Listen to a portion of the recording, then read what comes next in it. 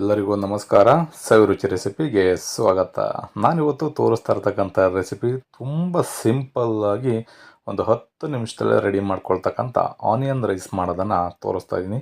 ಒಂದು ಒಳ್ಳೆ ಬ್ರೇಕ್ಫಾಸ್ಟ್ ಅಂತಲೇ ಹೇಳ್ಬೋದು. ಮನೆಯಿಂದ ಮಕ್ಳುಗಳಿತ್ತು ಅಂತಂದರೆ ಮಕ್ಳುಗಳಿಗೂ ಕೂಡ ಒಂದು ಒಳ್ಳೆ ಲಂಚ್ ಬಾಕ್ಸ್ ರೆಸಿಪಿ ಅಂತಲೂ ಕೂಡ ಹೇಳ್ಬೋದು. ಬನ್ನಿ ಇದನ್ನು ಸುಲಭವಾಗಿ ಯಾವ ರೀತಿ ಮಾಡೋದು ಅಂತ ನೋಡ್ಕೋಣ.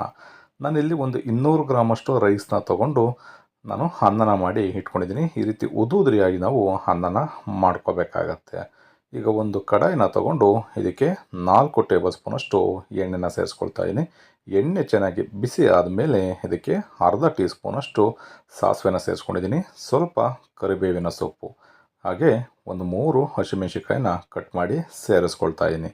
ಇದನ್ನು ಎಣ್ಣೆಯಲ್ಲಿ ಸ್ವಲ್ಪ ಈ ರೀತಿಯಲ್ಲಿ ಬಾಡಿಸ್ಕೋಬೇಕಾಗತ್ತೆ. ನಾವು ಈ ರೀತಿ ಒಗ್ಗರಣೆನ ಮಾಡಬೇಕಾದ್ರೆ ಸಾಧ್ಯವಾದಷ್ಟು ಉರಿನ ಮೀಡಿಯಮ್ ಫ್ಲೇಮ್ ಅಥವಾ ಲೋ ಫ್ಲೇಮ್ಗೆ ಸೇರಿಸ್ಕೋಬೇಕು.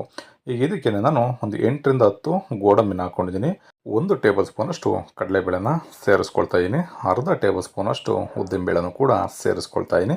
ಹಾಗೆ ಅರ್ಧ ಟೀ ಸ್ಪೂನಷ್ಟು ಎಳ್ಳನ್ನು ಸೇರಿಸ್ಕೊಳ್ತಾ ಇದ್ದೀನಿ. ನೀವು ಕಪ್ಪೆಳ್ಳಿದ್ರೂ ಹಾಕೋಬೋದು, ಅಥವಾ ಮನೆಯಲ್ಲಿ ಏನಾದ್ರು ಬಿಳೆ ಎಳ್ಳಿತ್ತು ಅಂತಂದರೆ ಬಿಳೆ ಎಳ್ಳನ್ನು ಬೇಕಿದ್ರೆ ಸೇರಿಸ್ಕೋಬೋದು. ಇದನ್ನು ಅಷ್ಟೇ ಒಂದು ಅರ್ಧ ನಿಮಿಷ ಈ ರೀತಿ ಒಗ್ಗರಣೆಯಲ್ಲಿ ಚೆನ್ನಾಗಿ ಫ್ರೈ ಮಾಡ್ಕೋಬೇಕು.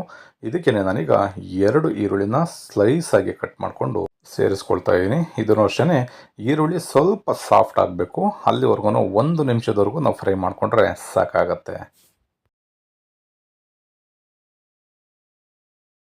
ಈರುಳ್ಳಿ ಸ್ವಲ್ಪ ಸಾಫ್ಟಾಗಿ ಫ್ರೈ ಆದಮೇಲೆ ಇದಕ್ಕೆ 1 ಟೀ ಸ್ಪೂನಷ್ಟು ಶುಂಠಿ ಬೆಳ್ಳುಳ್ಳಿ ಪೇಸ್ಟನ್ನು ಕೂಡ ಸೇರಿಸ್ಕೊಳ್ತಾ ಇದ್ದೀನಿ.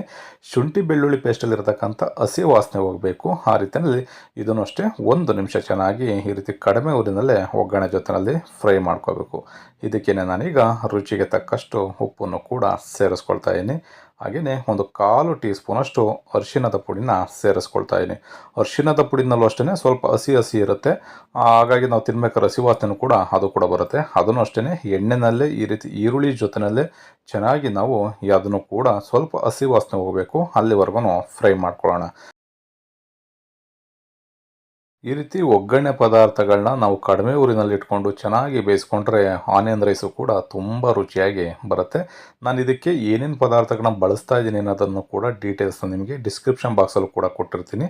ಎಷ್ಟೆಷ್ಟು ಪ್ರಮಾಣದಲ್ಲಿ ನೀವು ಹಾಕೋಬೋದು ಅಂತ ಅಲ್ಲೂ ಕೂಡ ನೋಡ್ಬೋದು. ಇವಾಗ ಇದಕ್ಕೆ ನಾನು ಅರ್ಧ ಟೀ ಸ್ಪೂನಷ್ಟು ಗರಂ ಮಸಾಲ, ಅರ್ಧ ಟೀ ಸ್ಪೂನಷ್ಟು ಧನಿಯಾ ಪುಡಿ, ಅರ್ಧ ಟೀ ಸ್ಪೂನಷ್ಟು ಖಾರದ ಪುಡಿ, ಮೆಣಸು ಪುಡಿನೂ ಕೂಡ ಸೇರಿಸ್ಕೊಂಡಿದ್ದೀನಿ. ಹಾಗೇನು ಒಂದು ಅರ್ಧ ಕಪ್ಪಿನಷ್ಟು ಒಣ ಕೊಬ್ಬರಿನ ಸೇರಿಸ್ಕೊಳ್ತಾ ಇದ್ದೀನಿ. ನೀವು ಒಣ ಕೊಬ್ಬರಿ ಇಲ್ಲ ಅಂತ ಅಂದರೆ ನೀವು ತೆಂಗಿನ ತುರಿನೇ ಬೇಕಿದ್ರೆ ಸೇರಿಸ್ಕೋಬೋದು. ಅದನ್ನು ಅಷ್ಟೇ ನೋಡಿ ಈ ರೀತಿಯಲ್ಲಿ ಎಣ್ಣೆಯಲ್ಲಿ ಚೆನ್ನಾಗಿ ಸ್ವಲ್ಪ ಫ್ರೈ ಆಗಬೇಕು ಈ ಕೊಬ್ಬರಿ ಎಲ್ಲ.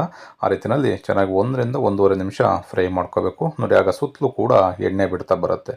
ಅವಾಗ ಇದಕ್ಕೆ ನಾವು ರೆಡಿ ಮಾಡಿ ಇಟ್ಕೊಂಡಿರ್ತಕ್ಕಂಥ ರೈಸನ್ನು ಸೇರಿಸ್ಕೋಬೇಕು. ಈ ರೀತಿ ರೈಸನ್ನು ಸೇರಿಸಿ ಈ ಒಗ್ಗರಣೆ ಪದಾರ್ಥ ಜೊತೆಯಲ್ಲಿ ಚೆನ್ನಾಗಿ ರೈಸು ಬೆರಿಬೇಕು. ಅಲ್ಲಿವರೆಗೂ ಇದನ್ನು ಚೆನ್ನಾಗಿ ಈ ರೀತಿ ಲೋ ಫ್ಲೇಮ್ನಲ್ಲಿ ಇಟ್ಕೊಂಡೆ ಒಂದು 2 ರಿಂದ 3 ನಿಮಿಷಗಳ ಕಾಲ ಫ್ರೈ ಮಾಡ್ಕೋಬೇಕು. ಅದಾದಮೇಲೆ ಕೊನೆಯಲ್ಲಿ ಸ್ವಲ್ಪ ಹುಳಿಗೆ ನಾನು 1 ಟೇಬಲ್ ಸ್ಪೂನಷ್ಟು ನಿಂಬೆಹಣ್ಣಿನ ರಸನೂ ಕೂಡ ಸೇರಿಸ್ಕೊಳ್ತಾ ಇದ್ದೀನಿ. ಹಾಗೆ ಕೊನೆಯಲ್ಲಿ ಸ್ವಲ್ಪ ಕೊತ್ತಂಬರಿ ಸೊಪ್ಪನ್ನು ಹಾಕಿ ಮಿಕ್ಸ್ ಮಾಡಿಕೊಂಡ್ರೆ ಆನಿಯನ್ ರೈಸ್ ಸುಲಭವಾಗಿ ಮನೆಯಲ್ಲೇ ರೆಡಿ ಆಗುತ್ತೆ. ನೋಡ್ಬೋದು 1 ಟೇಬಲ್ ಸ್ಪೂನಷ್ಟು ನಿಂಬೆಹಣ್ಣಿನ ರಸನ ಸೇರಿಸ್ಕೊಳ್ತಾ ಇದ್ದೀನಿ.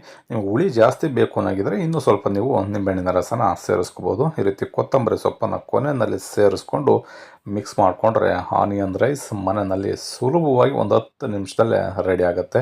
ನಾನು ಆಗಲೇ ಹೇಳಿದಾಗೆ ಮನೆಯಲ್ಲಿ ಮಕ್ಳುಗಳಿತ್ತು ಅಂದರೆ ದಿಢೀರಂತ ಅವ್ರಿಗೆ ಲಂಚ್ ಬಾಕ್ಸ್ಗೂ ಕೂಡ ಮಾಡ್ಕೋಬೋದು. ಮನೆಗೆ ಯಾರು ಗೆಸ್ಟ್ ಬಂದಾಗಲೂ ಕೂಡ ಮಾಡ್ಕೋಬೋದು. ಈ ರೆಸಿಪಿ ನಿಮಗೆ ಇಷ್ಟ ಆಯಿತು ಅಂತ ಅಂದ್ಕೊಳ್ತೀನಿ. ಇಷ್ಟ ಆಗಿದ್ದರೆ ಆದಷ್ಟು ಜನಕ್ಕೆ ಶೇರ್ ಮಾಡಿ. ಇನ್ನೂ ನಮ್ಮ ಚಾನಲ್ನ ಯಾರಾದರೂ ಸಬ್ಸ್ಕ್ರೈಬ್ ಮಾಡ್ಕೊಂಡಿಲ್ಲ ಅಂತಂದರೆ ಸಬ್ಸ್ಕ್ರೈಬ್ ಮಾಡ್ಕೊಳ್ಳಿ. ಪಕ್ಕದಲ್ಲಿರ್ತಕ್ಕಂಥ ಬೆಲ್ ಬಟನ್ನ ಪ್ರೆಸ್ ಮಾಡಿ. ನೀವು ಕೂಡ ಈ ರೆಸಿಪಿನ ಮನೆಯಲ್ಲಿ ಒಂದು ಸಲ ಟ್ರೈ ಮಾಡಿ ಹೇಗಿತ್ತು ಅಂತ ಕಮೆಂಟ್ ಮಾಡಿ ತಿಳಿಸಿ. Thank you.